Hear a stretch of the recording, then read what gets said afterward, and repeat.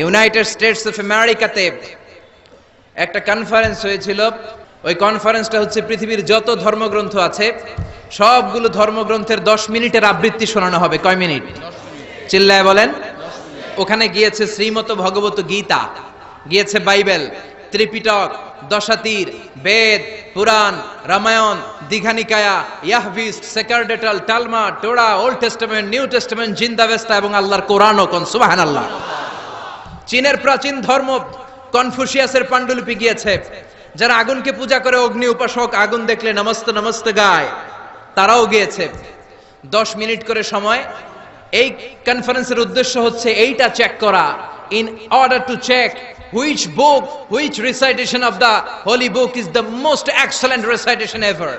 কোন বইয়ের আবৃত্তিটা বেশি সুন্দর লাগে। 10 মিনিট করে সময়। সব ধর্মের ধর্মীয় কিতাবের শায়েকরা, গুরুরা, ধর্মনানকরা আর ফাদাররা আর কারীরা বসেছে। বিচারকের সামনে 2টা বাটন, একটা গ্রিন বাটন, একটা রেড বাটন, একটা সবুজ বাতি, একটা লাল বাতি। আবৃত্তির সময় 10 মিনিট। চিল্লায় বলেন কয় মিনিট? সবুজ বাতিতে চাপ দিলে আবৃত্তি শুরু, রেড বাটনে চাপলে আবৃত্তি শেষ। প্রথমে ডাকা হয়েছে শ্রীমত ভগবত গীতা। 10 মিনিটের জন্য যে পড়তে শুরু করেছে, ওম নমো ভগবতি বাসুদেবায়। 10 মিনিট পড়েছে। পড়ার পরে বিচারক রেড বাটনে প্রেস করেছে, সময় শেষ, নেমে গিয়েছে। এরপরে ডাকা হয়েছে ত্রিপিটক, বিনয় পিটক, শাম পিটক, অভিধর্ম পিটক মিলে 3টা পিটক। এটা বৌদ্ধ ভাইদের কিতাব। এরা বলে ওম শান্তি, ওম শান্তি। আসলে মিয়ানমারে ওরা যা করছে ওদের বলা দরকার ওম অশান্তি, ওম অশান্তি। ওরা বুদ্ধাং শরণং গচ্ছামি, ধাম্মাং শরণং গচ্ছামি পড়তে পড়তে 10 মিনিট শেষ, চলে গেল। এরপরে ডাকা হলো দশাতীর, দশাতীরের ওরাও পড়লো। এরপরে ডাকা হলো গ্রন্থ সাহেব, পড়লো। জিন্দাবেস্তা পড়লো 10 মিনিট। এরপরে ডাকা হলো ভ্যাটিকান সিটির পোপকে। গত মাসে পোপ আসছিল না? এই পোপের আগের পোপ, তাকে ডাকা হলো to recite the Holi Bible for 10 minutes. 10 মিনিটের জন্য বাইবেল পড়তে আসেন।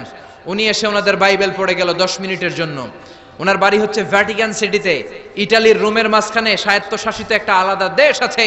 ওইখানে শুধু পোপরা থাকে, যারা বিয়ে টিয়ে না করে, খ্রিস্টানদের ফাদার, প্রোটেস্টান্ট, অর্থোডক্স আর রোমান ক্যাথলিক, ওরা সেইখানে রাজ্য স্থাপন করেছে। গোটা বিশ্বের খ্রিস্ট ধর্মকে তারা চালায়।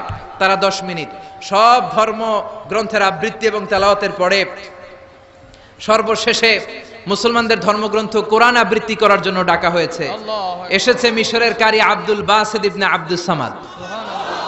যারা ওনার তেলাওয়াত শুনেছেন দেখবেন উনি তেলাওয়াত করে আবার সময় নেয়, আধা মিনিট শ্বাস নেয়, আবার লম্বা দম নিয়ে তাল লয় নিয়ে টান দেয়, আবার পিছন থেকে টান দেয়। তাকে ডাকা হলো now the representative of Muslim community Abdul Basit ibn Abdus Samad will now recite the holy book Quran for 10 minutes. মিশর থেকে আসা মুসলিম জাতির প্রতিনিধি তাদের ধর্মগ্রন্থ কোরআন নিয়ে এবার 10 মিনিট তেলাওয়াত করবে। কয় মিনিট? 10 মিনিট। উনি দাড়ি রাখেন না, ক্লিন শেভ, পাতলা একটা চাদর আর জুব্বা পরে চলে এসেছে মাইকের সামনে। এসে আউযু বিল্লাহি মিনাশ শাইতানির রাজিম বলে টান দিয়েছে। সুবহানাল্লাহ। সময় কয় মিনিট?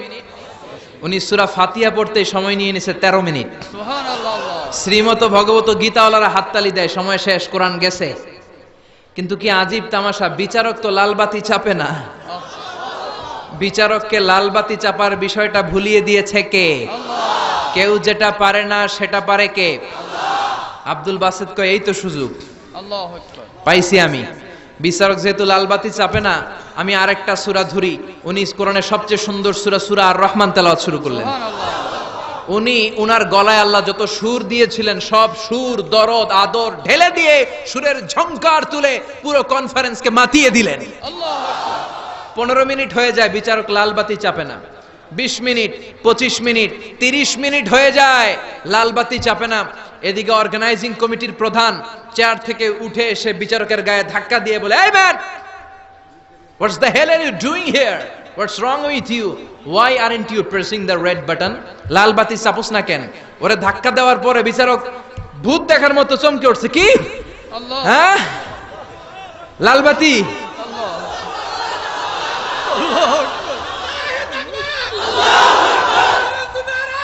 আল্লাহ। আল্লাহ।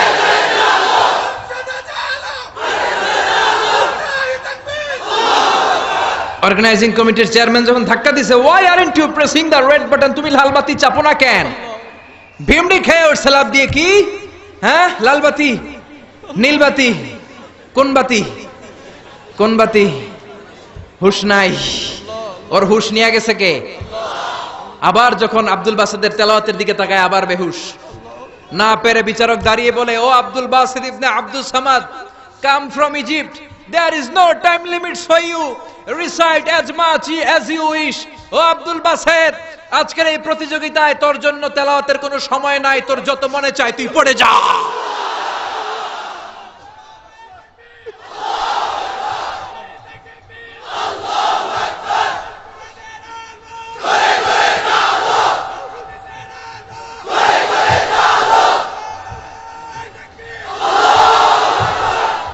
চল্লিশ মিনিট সময় ধরে গোটা মুসলিম বিশ্বের অহংকার, মিশরের সবচেয়ে বড় কারি Abdul Basit ibn Abdul Samad গলার সব দরদার সুর উজাড় করে কনফারেন্স রুমে সূরা আর রহমান তেলাওয়াত করলেন।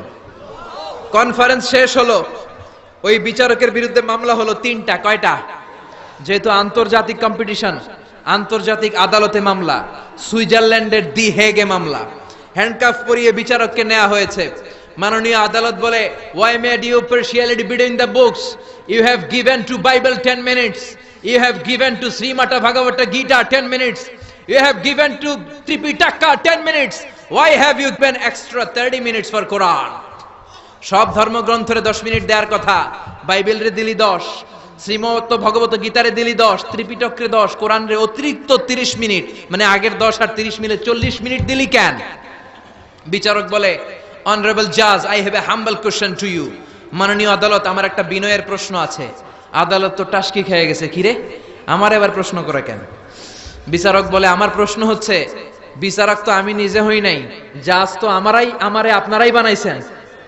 আমি তো ওদেরকে 10 মিনিট দিছি, ঠিক কি না? আমি তো বাইবেলরে 10 মিনিট দিয়েছি। এর কারণ, যখন বাইবেল পড়তে এসেছে আমার হুশ আছে, আমার সময়ের জ্ঞান আছে, আমি সময়ের টাইম ধরে বসে আছি, আমার হিতাহিত জ্ঞান আছে, আমার নার্ভাস সিস্টেম ওকে। 10 মিনিট শেষ, আমি রেড বাটনে চেপেছি, উনি নেমে গিয়েছে, বাইবেলকে ডেকেছি, বাইবেল শেষ, শ্রীমত ভগবত গীতাকে ডেকেছি, গীতা শেষ, ত্রিপিটককে ডেকেছি। কিন্তু এই মিশরের কারি আব্দুল বাসিদ জুব্বা একটা পরে কোরআনটা হাতে নিয়ে মাইকের সামনে এসে কি যে বলে একটা টান দিল, ওই টান দেওয়ার সাথে সাথে আর আমার হুশ নাই।